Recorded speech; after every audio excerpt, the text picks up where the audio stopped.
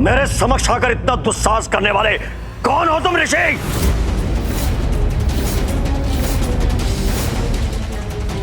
इस ऋषि को कहाँ देखा है मैंने?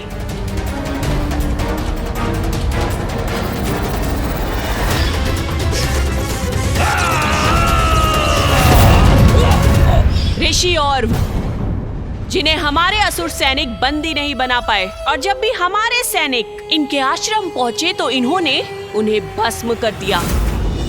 तो ये है वो प्रसिद्ध ऋषि जिसे हमारे असुर बंदी नहीं बना पाए, क्योंकि अपनी शक्ति से ये उन्हें बार बार भस्म कर रहा था। इसे अपनी कुटिल नीति से बरगलाना होगा। ऋषि और मैंने तुम्हें कोई हानि नहीं पहुंचाई, उत्तेजित नहीं किया, फिर तुम क्यों मेरे कार्य में हस्तक्षेप करने चले आए इन मूर्खों के साथ? निर्दोषों को कष्ट पहुंचाकर तुमने उत्तेजित किया है मुझे। इतना दुस्साहस कैसे किया तुमने? अपना स्वर ऊंचा करने की दुष्टता मत करो ऋषिवर, इसी में तुम्हारी सुरक्षा है। तुम कितना भी प्रयास कर लो पर हमें कोई क्षति नहीं पहुंचा पाओगे। माँ आदि शक्ति का वरदान है हमें। माँ आदि शक्ति के वरदान से प्रबलता प्राप्त की है तुमने, तो मेरा शाप तुम्हें निर्बल बना देगा।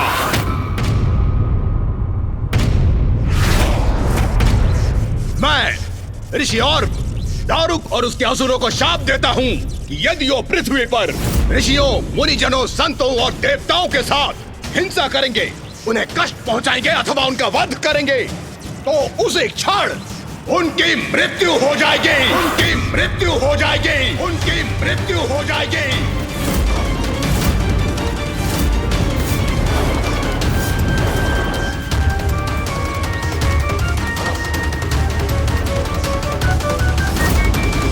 नहीं, तुम ये नहीं कर सकते।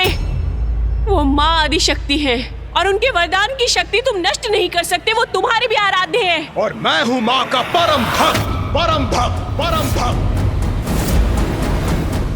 माता, आपने उन असुरों को वरदान दिया और आपके वरदान के विपरीत ऋषि औरव ने उन्हें श्राप दे दिया। मेरे ही भक्त ने मेरे ही वरदान को एक स्थिति में बांध दिया। ये थी एक भक्त और भगवान की लीला। और उसमें विजय किसकी हुई माता? निर्दोष पीड़ितों की रक्षा करने वाले भक्त की अथवा आसुरी भक्तों को संरक्षण प्रदान करने वाले भगवान की?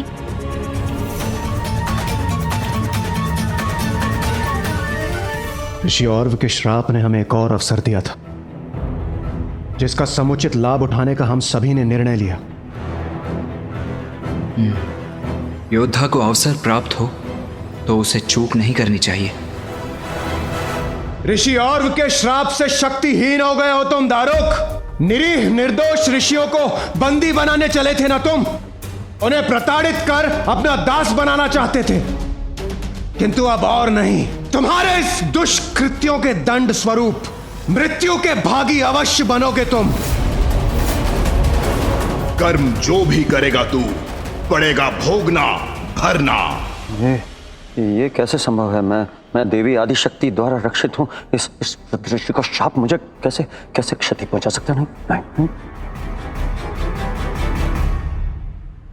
अरे वहां खड़े खड़े मुंह क्या देख रहे हो? आगे बढ़ो। कोई शक्ति नहीं है इस ऋषि के शाप में। कुछ अनिष्ट नहीं कर सकता हमारा। ये देवता हमको इसके नाम से भ्रमित कर रहे हैं, डरा रहे हैं। कुछ नहीं होगा। आगे बढ़ो, आक्रमण करो, कुचल डालो। मैं तुम्हारे पीछे हूँ। जाओ।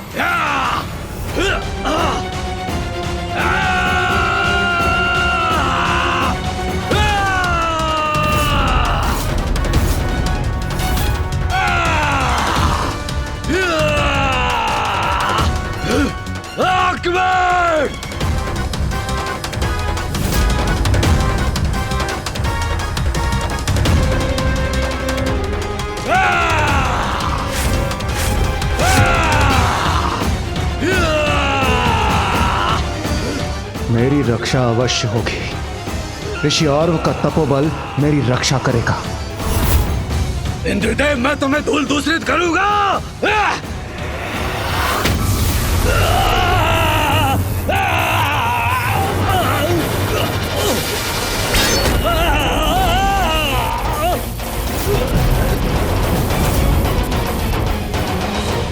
इंद्र के वज्र उठाए बिना ही मेरे प्रबल योद्धा का अंत हो गया। प्रचंड शक्ति है इस वृद्ध ऋषि के शाप की। इसका आरंभ तो हो गया है, अर्थात हम किसी ऋषि और देवता को क्षति नहीं पहुंचा सकते हैं।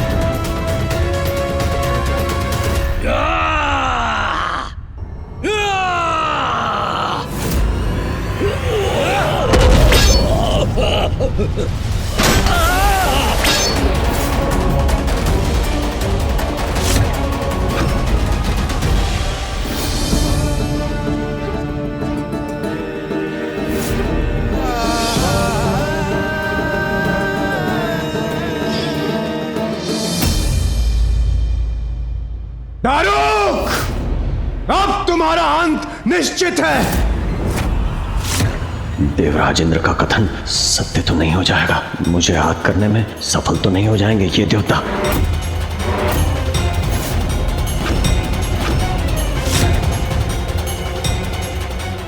देवगण, मैं इस दुष्ट दारुक से निपटता हूं। आप सभी बंदी ऋषियों को मुक्त कराइए।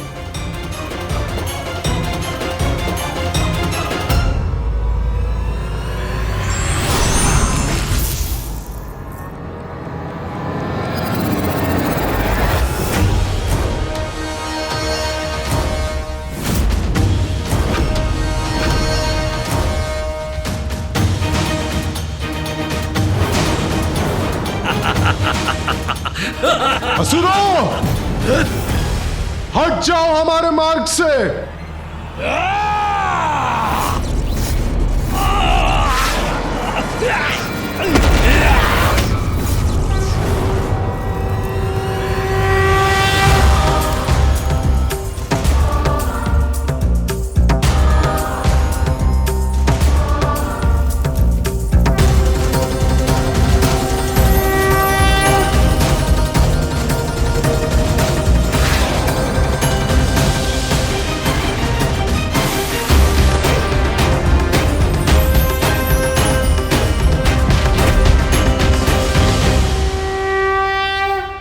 आइए।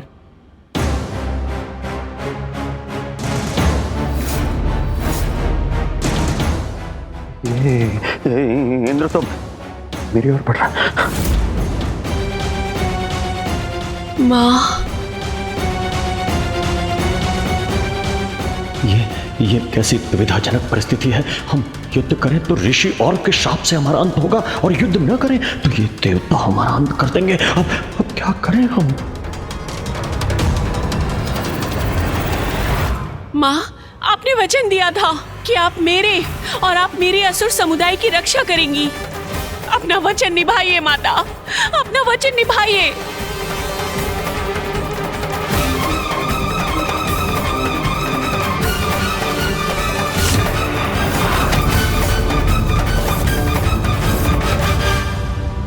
दारुक, तुम्हें तुम्हारे अपराधों का दंड अवश्य मिलेगा। अंत होगा तुम्हारा।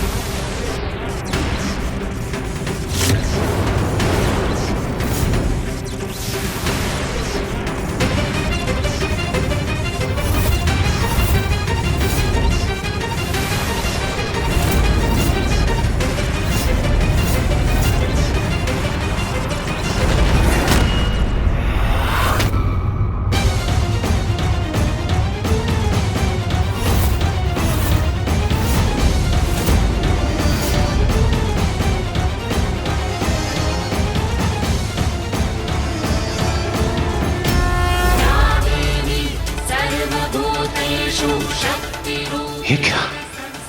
माता आदि शक्ति ने पुनः इसके चारों ओर रक्षा कवच उत्पन्न कर दिया।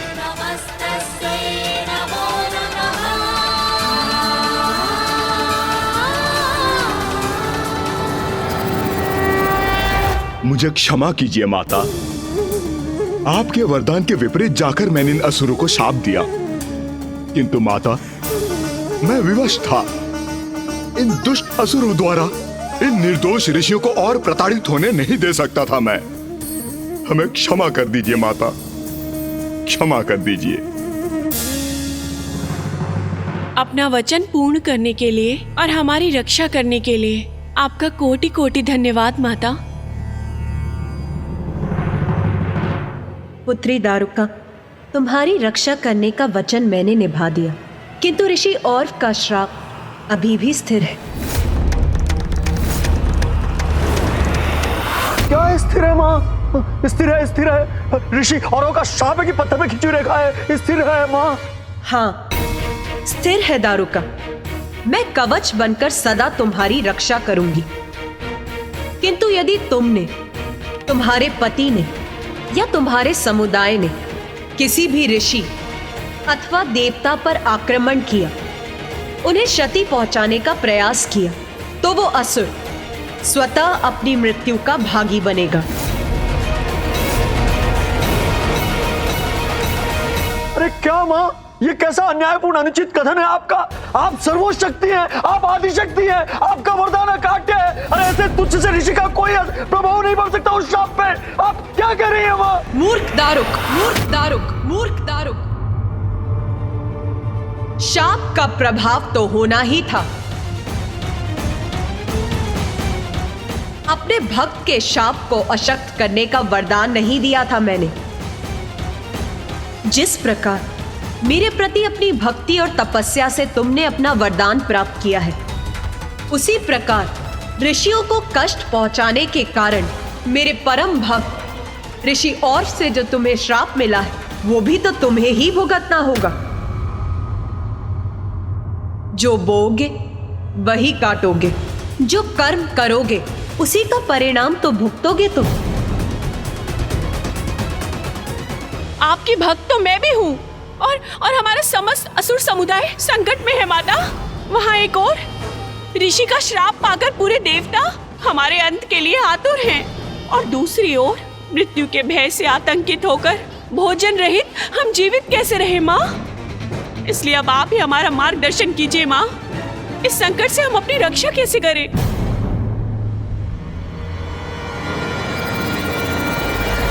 पुत्री दारुका, तुमने वरदान स्वरूप मुझसे एक वन मांगा था, जो मैंने तुम्हें प्रदान किया।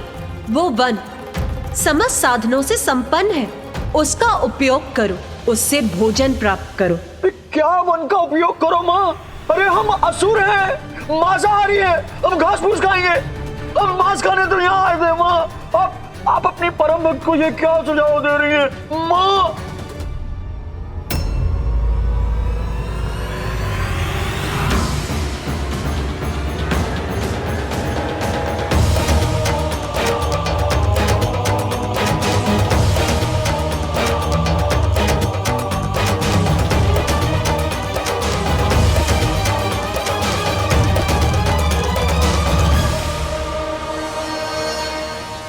देवगण, इन ऋषियों को सुरक्षित स्थान पर पहुंचा दीजिए, किंतु मेरी दृष्टि इस दुष्ट दारुक पर केंद्रित रहेगी। अवसर प्राप्त होते ही इसका अंत करूंगा मैं। पुत्री दारुका, जब तुम्हारे ऊपर आक्रमण होगा तब मैं तुम्हारा कवच अवश्य बनूंगी, किंतु मैं स्थायी रूप से तुम्हारे साथ नहीं रह सकती।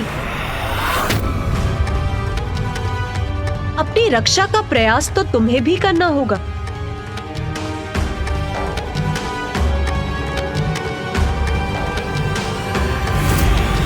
वो देवराज इंद्र आक्रमण करने की ताक में है। यदि उसने स्वामी पर वार किया तो वो भी उसका उत्तर देने के लिए उस पर प्रहार अवश्य करेंगे, और तब ऋषि और्व के श्राप के प्रभाव से स्वामी का अंत हो जाएगा। अब मैं क्या करूं? माता के प्रस्थान करते ही मैं अपना वार करूंगा दारुक।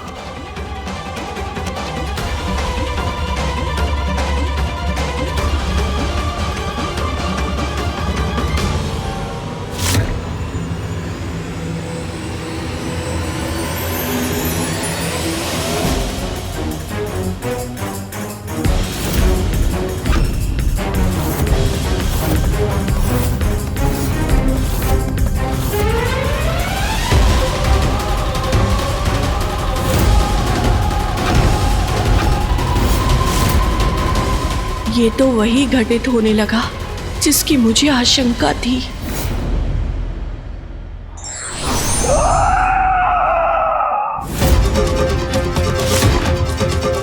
स्वामी ने अपने हाथ में खड़क उठा लिया। अब क्या करूं मैं?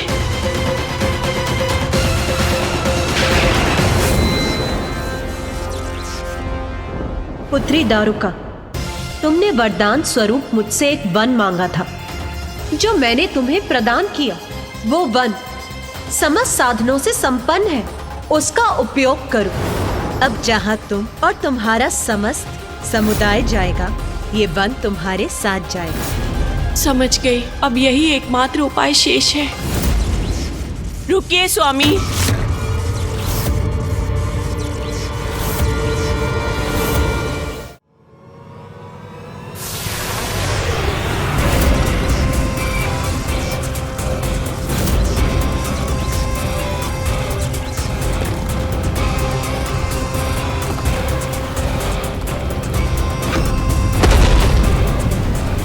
ये क्या हो रहा है?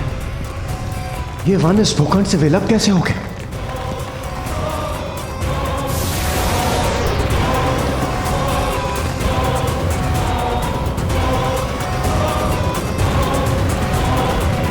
ये वन तो उड़ गया।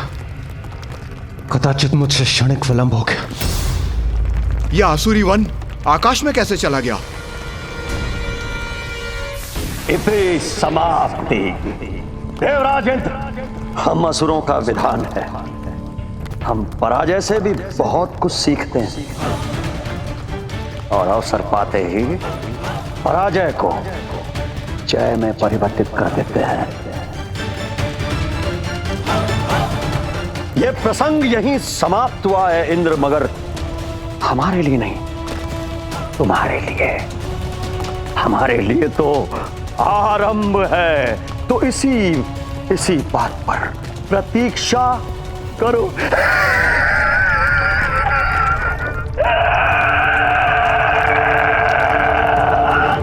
यदि साहस हो तो रुक जाओ असुरों। इस आरंभ को अंत में ना परिवर्तित कर दिया तो मैं भी देवराज इंद्र नहीं।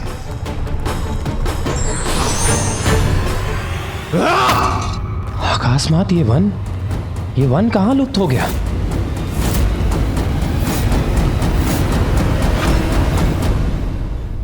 इसका अंत तो सर्वथा उचित था। दारुक और उसके असुर पृथ्वी छोड़ने पर विवश हो गए, अर्थात इस संसार को उनके आतंक से मुक्ति प्राप्त हुई, है ना? उचित ही कहा है ना गणेश ने। अंततः संसार मुक्त हो ही गया दारुक के अत्याचार से। अत्याचार से मुक्ति मिल गई? नहीं।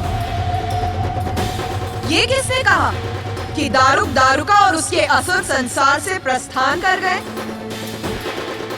नहीं, क्योंकि दारुका ने अपने वन को सागर में स्थित कर लिया। वो दोनों सागर में वास करने क्यों चले गए माता? सागर में क्यों स्थित हो गए वो माता? बुद्धि का देवता है गणेश, तो अपनी बुद्धि का प्रयोग कर, तो तुझे तुम दोनों के प्रश्नों का उत्तर मिल जाएगा। मैं ऋषि और दारुक और उसके असुरों को शाप देता हूं कि यदि वो पृथ्वी पर ऋषियों, मुनिजनों, संतों और देवताओं के साथ हिंसा करेंगे, उन्हें कष्ट पहुंचाएंगे अथवा उनका वध करेंगे, तो उसी क्षण उनकी मृत्यु हो जाएगी। हाँ माता, मैं समझ गया।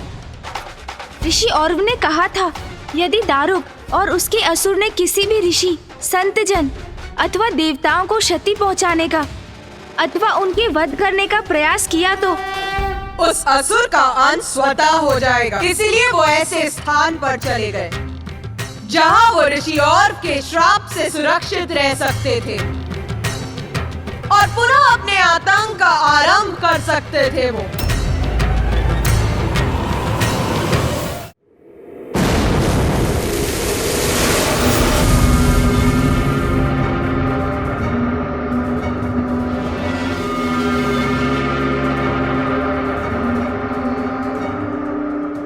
दारुका, ये कहां ले आई हो? चारों तरफ जल ही जल है। वहां पृथ्वी पर सब कुछ प्राप्त करने का साधन था, भोजन था वहां।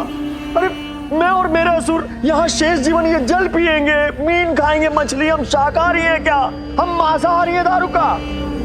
स्वामी, आपके जीवन की सुरक्षा करना मेरा प्रथम ध्येय है। वहाँ पृथ्वी पर तो इन ऋषियों ने हमें स्थिर कर दिया था। ना तो हम उनका वध कर पाए थे और ना ही उन्हें अपना आहार बना पाए थे। अरे हमें ज्ञात है दारुका कि हम ऋषियों को आहत करते तो स्वयं आहत हो जाते, पर यहाँ क्या करेंगे? भोजन कहाँ है?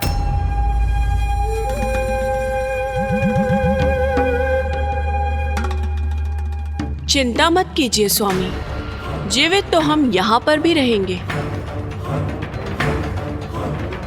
और मात्र जल और मीन पर नहीं, केवल उन पर।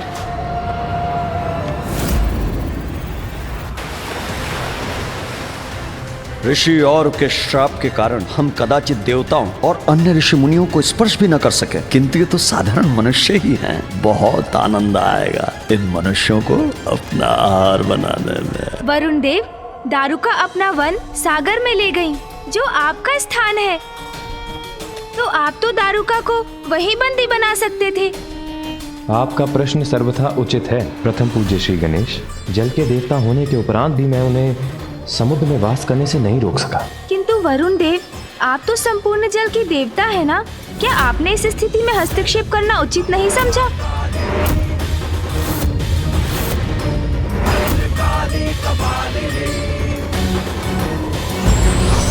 बारंबार अवसर मिलने के बाद भी कोई यदि सतमार्ग पर नहीं लौटता तो अपने ही पतन का मार्ग प्रशस्त कर लेता है।